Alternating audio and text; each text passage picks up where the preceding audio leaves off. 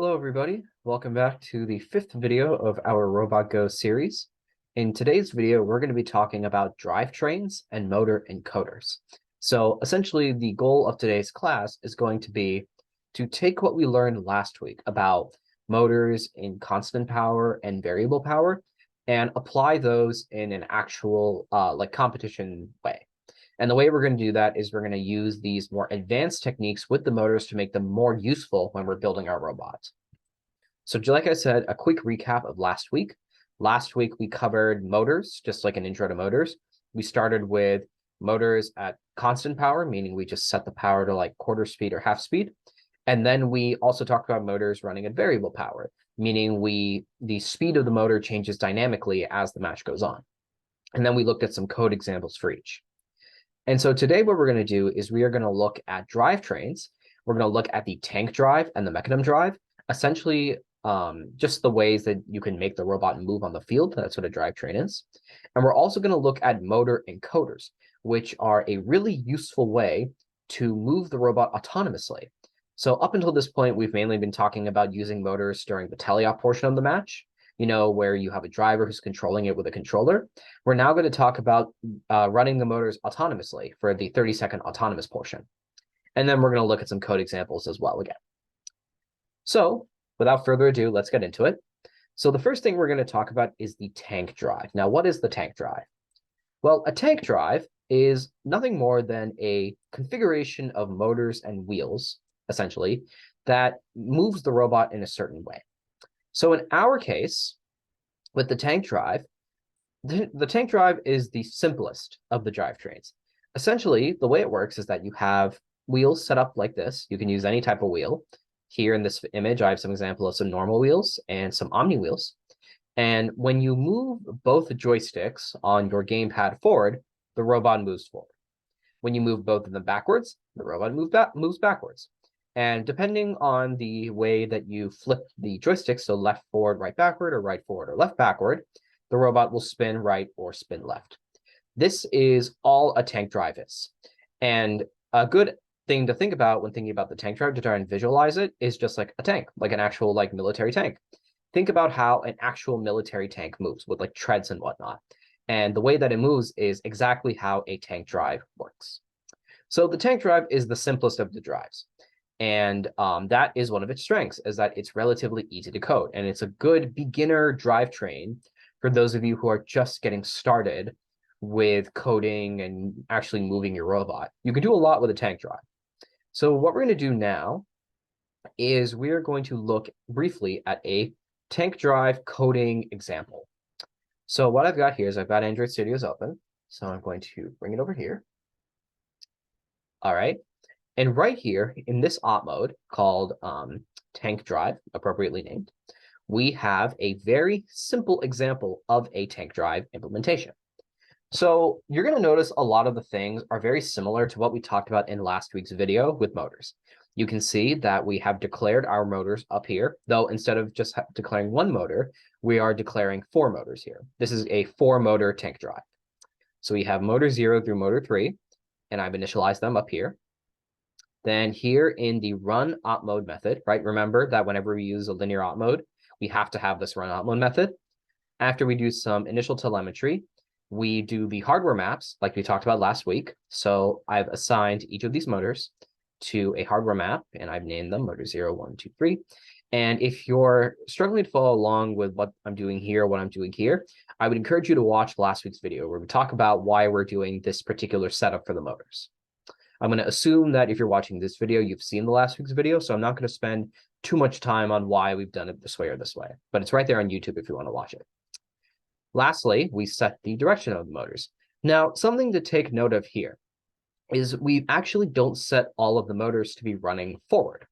You can see that I've set motor 0 and motor 1 to be forward, and motor 2 and motor 3 to be reverse. Now, a good way to like visualize what I'm doing here, I'm actually going to pull up Paint. So I'm going to show you guys real quick what I'm talking about. So imagine that we have our robot, right? So this right here, forgive my poor drawing skills. This is the body of our robot. We have wheel 1. So we have our different wheels. And imagine that each of these wheels is tied to a motor. So let's say I have motor 0 right here. We'll do motor 1 here, motor 2 here. I'll make this a proper M, and motor 3 right here. All right. Now, what I've done, right, if we're looking at the code again, so let me just bring this back over here. What I'm doing, right, I'll put my little crude little drawing over here. All right, so you guys can see it and follow along.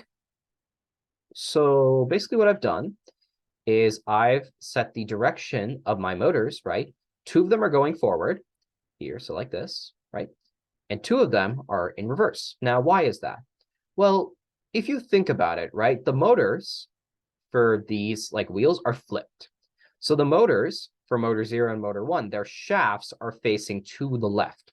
So these little black lines right here, or actually I'll make them red so you can see. These red lines represent the motor shafts, and you can see that they're actually facing this way, right? But for the motors on the other side, for motor 2 and motor 3, they're actually facing the opposite direction, right? Their shafts are facing to the right as opposed to the left. So because of this, we have to flip the direction of the motors here for the ones on the right. Otherwise, what will happen is if we set all of our motors to be moving forward, right? What's going to happen is that these are going to actually spin forward, right? Because they're facing the right way. But because these motors here are reversed, they're actually going to spin this way. And what will end up happening is your robot will just spin in a circle. So what you have to do is you have to reverse the direction of these motors here, motor 2 and motor 3, so that when you tell them to move forward, they actually spin the proper way and your robot actually moves forward as opposed to spinning in a circle. So once again, the reason why we flip the directions is because our motors are flipped on opposite sides. So we have to flip the directions accordingly so that our directions actually match up. And when we say we want to move forward, we actually move forward. So once we've done all of this initialization right here, we can then get into the actual op mode, like the while loop, while the op mode is active. Now, this is very simple. The first thing we do is we get these new variables, left power and right power. Now, what we're doing here is we're getting the value of the left joystick, which gamepad.left stick, assigning it to left power. And we're getting the value of the right joystick, and we're assigning it to right power. Now, the reason why we're negating these is because on the on the gamepad, our game controller, for whatever reason on the Logitech ones, our directions are actually flipped. So if we have our joysticks right here, the way it's set up by default is that if you move the joysticks forward, it will actually record a negative value. And if you move them backward, it will actually record a positive value. This is the way it's set up by default on the gamepads for whatever reason. I'm not exactly sure why. So what we have to do is we have to actually take whatever values we have here and multiply them by -1, so that what ends up happening is it becomes very intuitive, more intuitive for us, where if we move the joysticks forward, we end up with a positive value like we expect. And if we move the joysticks backward, we end up with a negative value like we expect. So we're essentially just making sure that everything matches up, that when we actually move our joysticks forward, they end up getting positive. And then once we get the value of the left power and the right power, we can then pass these to our motors. So because motor 0 and motor 1 are on the left side of the robot right here, they are going to receive our left power variable. Similarly, because the motor 2 and motor 3 are on the right side of the robot, they're going to receive our right power variable. And what this will do is this is basically a successful implementation of our tank drive. Because if left power and right power are the same value, right, everything will move forward. And it will, so let's say left power and right power, you move the joysticks forward, and let's say it's both like 0.5. All of these will be 0.5, all the motors will move forward. Because remember, we did that with the reverse here, just to make sure that everything actually goes forward. If they're negative, they're going to go backwards. If one value is positive and the other value is negative, like say this, -5, then these will move forward and these will move in reverse, and then we'll spin one way, but if this is flipped, it will spin the other way. So this is an example of a very simple tank drive. I would encourage you guys at home to actually practice writing this code and running it on a robot that you have, just to make sure and to confirm that it does exactly what I'm saying it does. I know it will, but just so you guys can see it in person and actually get a visual thing for what it looks like to code a tank drive. So that's tank drives. That's our discussion of tank drives. let's go back here. So what we're going to do now is we're going to talk about mechanism drives. So the mechanism drive is a different type of drivetrain. And what's different from the mechanism drive to the tank drive is with a mechanism drive, you have to use a very specific type of wheel. You have to use these mechanism wheels. Mechanism wheels look like this. And you can see that they have these rollers on them and that the rollers are at an angle relative to the wheel. Now, the reason why we use these special wheels is because they allow us to move in basically any direction that we want. We can move diagonally, we can move left to right, we can move diagonally while moving left to right. We get full freedom of motion, completely unrestricted. And we call this holonomic movement. So right here, I have a YouTube video which shows an example of a mechanism drive. And you can see that on this tiny little robot right here, they're using those special wheels. So let's take a look right here. So notice how the robot can move forward, left, right, diagonal. There's no limit to how exactly it can move. It's moving in all sorts of ways, and this is a full range of motion compared to the tank drive, which definitely can't move like this. So one of the reasons why we love mechanism drives and why they're so powerful is because we have this fully unrestricted movement. We can move however we want. So we're going to talk about the mechanism drive next because it is a very useful tool for anybody who wants to do first programming. I will mention, though, that one of the downsides of the mechanism drive is that the wheels are not good at all for moving up inclines. So if you need to ascend some sort of ramp or something, mechanism wheels are going to be a big drawback. Now, for the case of this year's game, the backdrop and for this year's game, because there's no incline, so you don't have to worry about that, and I would recommend using a mechanism drive. So just here is a quick diagram of all the ways you can move with the mechanism drive. So you can see that you can spin, you can move forwards, backwards, left, right, diagonally, and you can actually chain these at the same time. So you can actually move forward and diagonal at the same time. You can move forward and right. You can't do forward and back, obviously, but you can spin and move forward. Like there's complete freedom of movement. So what I have here is a quick introduction, essentially, to how we code our own mechanism drive. Now, I should say that this part is a little bit confusing, so watch the video again if you need to, take your time. But basically what we're doing right here is we're going to go through real quick a very quick mechanism drive implementation. Essentially, how do we code our own mechanism drive? So right here, I have a little screenshot of some code. Now, we're going to assume that this code pretty much starts off the exact same way as this code, where we initialize our motors, telemetry, hardware map, all that stuff, right? But right here now, we are at this point where we've done our hardware map, and now we have our motors, basically, right?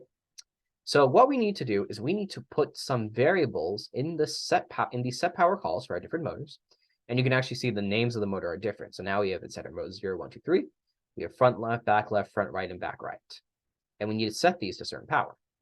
So what we're going to do is the first thing we're going to do is we are going to change the way that we use our gamepad. So before, as you can see on the left with the tank drive, the way we set it up was that we had our two joysticks. If both were forward, the robot would move forward. If both were backward, the robot would move backward, and we were just controlling our left motors and our right motors. What we're going to do now is we're going to change it up slightly. So over here on the right, we have what's going to be our new kind of setup for our joysticks. We have our variable y, first variable y, which is going to represent the up and down motion of the left joystick. We're going to call that y. The left and right motion of our left joystick, we're going to call x. So that's the left and right motion of the left joystick. And finally, we have a new variable called rx. Now, rx is the left and right motion of the right joystick. And right here, you can see that each of these variables, y, x, and rx, are going to be used for a different purpose. So y, the up and down motion of our left joystick, is going to be used for forwards and backwards movement, right? Very similar to a tank drive. Our x variable, which remember is the left and right movement of the left joystick, is going to be used for strafing. And if you combine the left joystick, if you combine x and y, like if you move the joystick diagonally, like this, you're going to get diagonal movement. So essentially, if you move this forwards, the robot moves forwards, backwards, left, right, and diagonally. And finally, this rx, our right joystick, is going to correspond to turning, or rotation. And the reason why we're using joysticks for all of this is because we get speed control, right? So you can control the speed of the robot as you're moving it while also moving it in a mechanism drive way.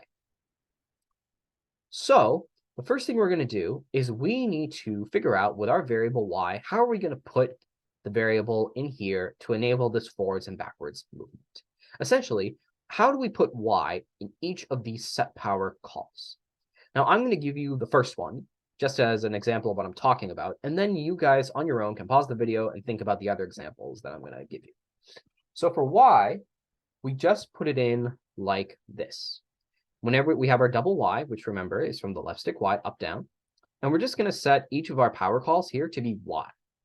And the reason why we're going to do that is because when y is positive, all of these are going to move forward, right? That's our forward motion. Remember, we were talking about here, we want y to be forwards, like our forwards and backwards. And when y is negative, then all the wheels are given negative power, and they'll move in the same direction, which is backwards. So just by putting y in here, we get forwards and backwards motion. Okay, so that's y, basically. That enables our forwards and backwards motion. The next thing we're going to do is rotation. So similarly to how we put y in here, we're also going to put rx in here. But how are we going to put rx, essentially, to enable rotation? Now, if you think about what rotation actually is, all of the wheels on one side move in one direction, and all of the wheels on the other side move in the opposite direction. So we are going to be adding rx to some of these and subtracting rx from another set of these. So think about it on your own. Think about, okay, to which motor should we add rx, and to which motor should we subtract rx to enable rotation? So you can pause the video now, think about it. I'll give you a minute, and then when you come back, when you're ready, you can resume the video and you can see if you have an answer. Okay, so pause now. Okay, so you've thought about it, and let's see if your answer matched up with what I have, which is that we're going to do something like this. So when Rx is positive, basically, the left wheels are going to have negative power, and they're going to move backwards, right?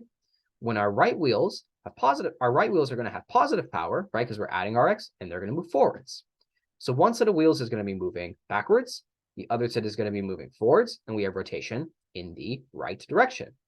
If Rx is negative, then our left wheels, right, because we're subtracting a negative, which ends up being positive, our left wheels are going to be positive, and they're going to move forwards.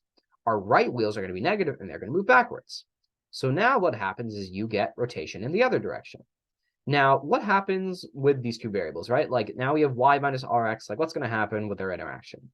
Well, the great thing about this method is that these variables act independently of each other. So no matter what rx is, y will always let the robot move forwards and backwards.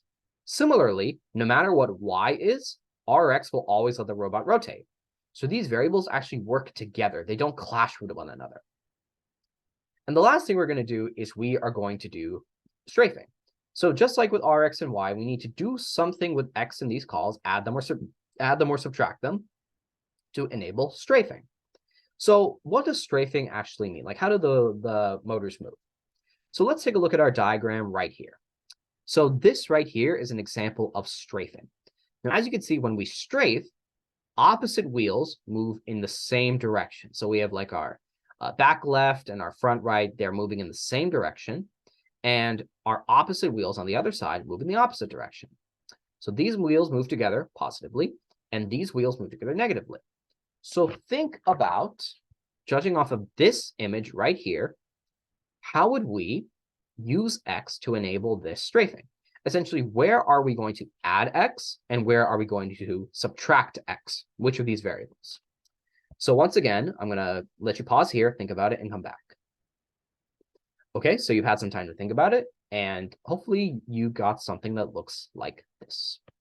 So our front left and our back right motors are going to be negative x. They're going to match each other, right? Because think about it right here in this diagram that we have. Again, actually, I'll copy the diagram and bring it over here so that you can see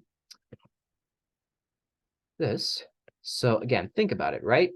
Our front left and our back right are going to be negative x, right? Because we want these moving in the same direction negatively. Our back left and our front right are going to be positive because we want these to move together in the positive direction. And what this will do is it will actually enable us to do strafing, because when x is positive, these are going to be positive, right? We're getting a plus x here, but these are going to be negative minus x, and it will allow us to move to the left. When x is negative, these will be positive, so these will be spinning forwards. and these will be negative, so these will be spinning backwards, and we shift to the right. So with these three variables, we have forwards and backwards motion, left-right motion, rotation, and the combination of y and x gives us diagonal movement. So that is a very introductory way to coding your own mechanism drive. And you can actually take this implementation that we've gotten right here, and you can, as an exercise to you, see if you can apply this stuff that we talked about in the same way that we did it here. So instead of making a tank drive, try and make a mechanism drive. Okay, and then we have some extra considerations right here for mechanism drives. We want to take a look at those. So now we're going to get to the final topic of today's class, which is motor encoders. So what are motor encoders exactly? So a motor encoder is nothing more than a little black device on the back of each of the Go Build a motors that we use to basically record some information about the motion of the motor. So let me actually search here. If I search for motor encoders on Go Build a Rev motors, what you should see here, let's see. Aha. So this is an example of a typical Go Build a motor, right? You'll probably be using something like this on your robot. Now this gray part right here, okay? This is your actual like motor, okay? But right here, actually, this is a better image. This is a better image. Okay, so you see this black part here, this black piece that has this like a M1234 and this little port. This black piece right here is the actual encoder part. So this is the motor from the gray, the yellow band down. This black part is our encoder. And what the encoder does is it actually counts the number of times that the motor spins once you boot up. And the reason why this is so useful is we can use this value, the number of times the motor spins, to move the robot more accurately. Specifically to tell the robot, like, okay, move 90 inches forward, turn 12 inches, move 48 inches forward. This is very powerful and autonomous because instead of like just relying on like instinct or whatnot, we can tell the robot exactly where we want to move to and what we want to do once it gets there. So a typical problem that we could solve using motor encoders is something that's phrased like this. How do we move the robot exactly 48 inches forward on its own? Or essentially, how do we move the robot exactly 48 inches forward autonomously? So the first thing that we need to do when we consider like solving this problem is we need to talk about what some of you might want to do first, which is just like a time-based approach. So for example, you could tell the robot like, okay, just move 10 seconds forward at full speed, right? That's what, I mean, some of you might be thinking like, oh, encoders sound so complicated. Why not just tell the robot to move 10 seconds? So yeah, it could work, but it's certainly not optimal. Now, why is that? Well, the main problem with time-based movement is it's very, very inaccurate for a lot of reasons. The first one has to do with the weight of the robot, and this kind of relates to the second reason here, which is drift. Basically, what's going to happen is that as you add more things to your robot, the robot gets heavier. As you shift things around the robot, the weight balances off, right? The weight gets distributed differently. And all of these things are going to affect the movement of your robot. And it's basically not going to make it as accurate as we want it to be. See, when we're working with like the autonomous, right? We want our routine, our autonomous routine, to be consistent, meaning it runs the exact same every single time. What we don't want to happen is it works great in one location, but then we move it to like a competition setting and it doesn't work at all. So things like the weight of the robot and the robot will drift forward after it moves, like all of these things will affect the accuracy of your autonomous routine. Similarly, the second reason is that using time is very difficult to get exactly right.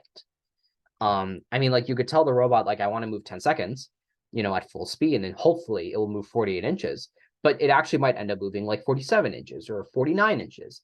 And then you might have to be like, okay, well, instead of full speed, let's move it like 0.862 speed. And it becomes so precise that even the tiniest shift in the weight of your robot or how you distribute the weight will affect its performance. And then you have to retune the whole thing again. So time just ends up being a very inefficient way to move the robot in autonomous, which is why motor encoders is much more useful because we can tell the robot exactly where we want it to move to, and it will do exactly that. It'll move exactly 48 inches and it will just stop. It won't drift. The weight doesn't really matter. The motor encoders allow us to precisely move our robot and get the consistency that we want. Now, one of the downsides of motor encoders is it's not as simple as a time-based approach. You have to use some math. So right here, I've given a formula for how to calculate basically how many ticks, essentially, you need to tell the robot to move in order to move a certain number of inches. Now, what is a tick? What is a tick? So if I tell a motor to just move like 5 inches forward, it's not going to know what that means. It doesn't know what an inch is, right? We know what inches are. We know an inch is a unit of measurement. That makes sense to us as humans. But to the robot, an inch means nothing. So we need to talk to the robot using a unit that it understands. And the unit that the robot understands is called a tick. So each motor is different, but basically the same principle applies. Whenever the motor shaft spins once on a motor, it will record a certain number of ticks. And what we can then do is use these ticks to then figure out, like, okay, how many ticks do we need to move a certain number of inches? So right here, I have this formula for ticks per inch. And this value is important because this is the number of ticks it takes for a motor this is the number of ticks that get recorded whenever the robot moves 1 inch. So then what you can do is you can say, like, okay, this is like 100 ticks per inch. If you want to move 10 inches, then it becomes 1,000 ticks. And you can tell the motor, okay, move 1,000 ticks, and you know that it will move 10 inches forward. So this is the formula right here. We have this ticks per revolution value, and this is divided by our wheel diameter in inches, the wheel that we're using for the robot, its diameter in inches, times pi. Now, if you're using gears, you have to use this slightly different formula here. I'm not going to discuss here's gear because I'm assuming most of you are going to use a mechanism drive, which doesn't really need gears, but I have information here about gears in my slides if you want to check those out. So we're going to talk about this first quantity first, this ticks per revolution, right? What is this? So ticks per revolution is basically the number of ticks that the motor encoder counts in one revolution of the motor shaft. Now, this value varies for each motor. For example, for a Tetrix motor, every rotation of the shaft yields 1,440 ticks. Now, if you're using, say, a Go Build a motor, what we can do is we need to figure out, like, okay, what is the actual tick count here? So what we can do to figure this out is we can find the spec sheet, the data sheet of our motor. Now, this right here is the data sheet for this specific motor, which I've listed right here, this long name. And what we can do is if we go to the data sheet, which I just found on the Go Build a website, by the way. Basically, I just went to Go Build a, I searched up this name, and it showed me this. So this is the data sheet for our motor. If we look down here way at the bottom, encoder resolution, we can see our value right here. So they're using pulses here, but that's the same as a tick. So what this value means is that every time the shaft spins once on this motor, it's going to count 537.7 ticks. And that's exactly what we have right here. So this right here, this 537.7 ticks per revolution, this is our ticks per revolution value. The next thing we need, or really the final thing we need for the simple formula, is just the diameter of the wheel that we're using, essentially the wheel that gets attached to the motor. And the reason we need this is because we need to figure out, okay, when the motor shaft spins once, how far forward are we moving? Like, how far forward do we move, actually, in the robot? So if you think about it, right, we have the circumference of a wheel. Our wheel has a circumference, right, because it's a circle. And the circumference of a circle is essentially its perimeter. So every time the wheel spins once, the distance it travels is its circumference. Because if you think about this red line, imagine I had this red dot on my wheel. And as I spin the wheel, the red dot will move here, and it will move here, and it will move here. And we end up back in the same spot, but the wheel is moved. The distance it's moved from here to here, this blue arrow, is the circumference of our wheel. So see, in most one full rotation, and the distance traveled is the circumference. So what we have now are the two things that we need. We have our ticks per revolution, which is essentially the number of ticks that the robot records when the motor shaft spins once. and we have our wheel diameter in inches, which when multiplied by pi, gives us the number of inches that the circumference of the wheel is. So you can take this value, this ticks per revolution, divide it by the circumference of the wheel, which is in inches, and we get ticks per inch. So what we can do now with this ticks per inch value is we can then say, okay, like I said, let's say this ticks per inch it's 100 ticks per inch. If we need to travel 48 inches, it's just 48 times 100, which is 4,800 ticks. We can then tell the robot, okay, robot, instead of telling the robot, move 48 inches forward, which it doesn't understand, we can tell the robot, move 4,800 ticks. And the robot will say, oh, okay, I know what a tick is. And it will move 4,800 ticks forward, and it will go the 48 inches that you want it to go. So now let's look briefly at a coding example of motor encoders. So right here in the team code folder, source, Java, right here. So this is your code, which by the way also has the tank drive we were looking at earlier. We also have this robot auto drive by encoder linear test. So right here, this is a very good example of motor encoders, a very good example. And if we look at this comment up here, basically what they're doing is they are making the robot follow this path autonomously, where it drives forward for 48 inches, spins right for 12, drives backward for 24 inches, and even stops and closes a certain claw. So this is important to point out because you can actually, in the middle of the various motions that you want, you can have the robot move its other parts. So if you're, for example, want to move 48 inches forward and then raise your lift by like 5 inches, you can do that. And then continue on with, like, say, spinning to the right. So right here, you can see, again, starts pretty much the same way. We declare our motors, right? Right motor, left drive, right drive. And then, so these are our motors here. This is a 2-wheel robot that they're using for this example. So they just have 2 motors. And then right here, we actually have these values that we were talking about. So they have this variable counts per motor revolution. This is just the ticks again, per ticks per 1 revolution on the motor.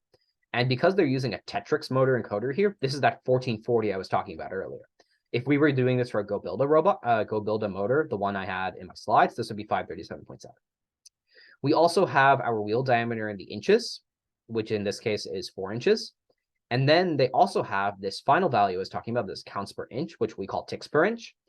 And they calculate it pretty much the same way. Now they're using a formula with the gears, but if you weren't using gears, you could just get rid of this, and it would be exactly what I have in the slides, which is our counts per motor revolution, right? This ticks per motor revolution, divided by the diameter times pi, which again gives us our circumference. And then right here, we just have a drive speed and a turn speed, which is basically like setting the constant speed for the motor. So you're going to move exactly at this speed, and you're going to turn exactly at this speed.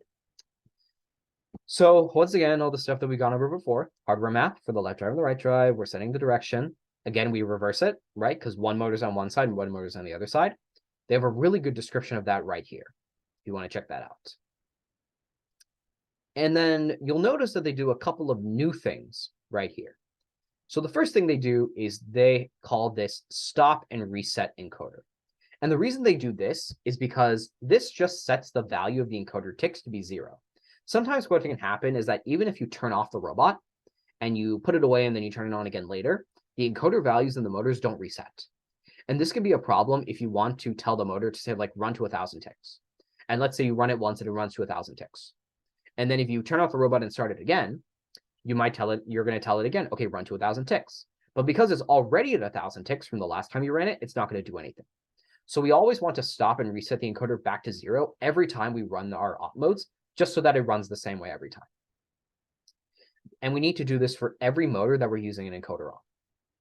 We then set this mode. So this is a new method, set mode, and we're setting the DC motor to run using the encoder. So instead of running like via the gamepad, like the user driver, like human driver, we're using the encoders now. So now what we do is we call this method here encoder drive. So this is a method that these guys wrote to basically move the robot with the encoders. So let's take a look at this first call right here. Basically what they're saying is, okay, we want to move 48 inches forward. So we're going to move our left motor 48 inches, our right motor 48 inches at a certain speed. And if the robot doesn't reach this goal by 5 seconds, it's just going to time out and stop. So let's take a look at this map. So once again, we have our op mode is active, if op mode is active. We have these new variables, left target and right target, new left target, new right target. So let's see what this is.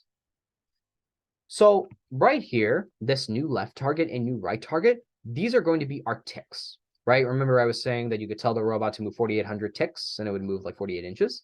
Same thing we're doing here. So see, we're taking our left inches, the 48 that we want to travel, and we're multiplying it by this counts per inch. And what this does is it turns this value in inches, this 48, to a value in ticks that the motor can understand. And then this left drive.get current position, this will tell you what tick value the motors are currently at. Now, because we set the motor to, we did the stop and reset encoder, when we call this the first time, these will be at 0. Okay. But then when we do the second call here, this turn speed, it's no longer going to be at 0. It's going to be at the ending tick value of the first call. So this is just a way to make sure that we can run multiple calls together. This is the way you should do it if you want to do multiple like trajectories, move forward, turn, move backward, all that stuff. So then what we do is we set the target position. Essentially, we're telling the motors like, okay, this is where you're going to run to. This is how many ticks you're going to run. You're going to run to whatever this value is. We set a new mode for the motor, run to position. So we're telling the motor, okay, your mode now is the mode that runs to the position of the encoder ticks. And then what we do is we set our power of our motors to be that speed. Remember the speed we gave this drive speed? We're setting the power of our motors to be that speed. And then while the op mode is active, we're going to run the motors. Now this left drive.isBusy and right drive.isBusy, this is the actual method that gets the motors started. IsBusy basically means like while the motors are running, like while they're still moving forward, getting to that tick value, they're not there yet, we're going to keep the motors moving and we're going to keep driving. And at the same time, it's basically going to, every once in a while, let us know via the telemetry that this is where we're running to and this is where we're currently at, our current position. Now, once the motors actually reach their target position, once they get to that 48 inches that we want, we're going to stop. So we're going to exit this loop. We're going to stop all the motion. We're going to set the power to 0 for both motors. We're going to reset the mode to back to using run using encoder. And then this optional like quarter-second pause between each movement. So what's going to happen is first it's going to move 48 inches forward. That's our first movement here. Then it's going to turn 12 inches. And then we're going to drive backwards 24 inches. And that is essentially how we can use motor encoders to do movement autonomously. Right? Because all of this is autonomous. There's no gamepad, nothing here. This is all just encoder ticks and motors. So this is a really, really, really useful tool for moving the robots autonomously. And I would highly recommend that you, if you're a new team and you're looking to break into autonomous, this is the way to do it.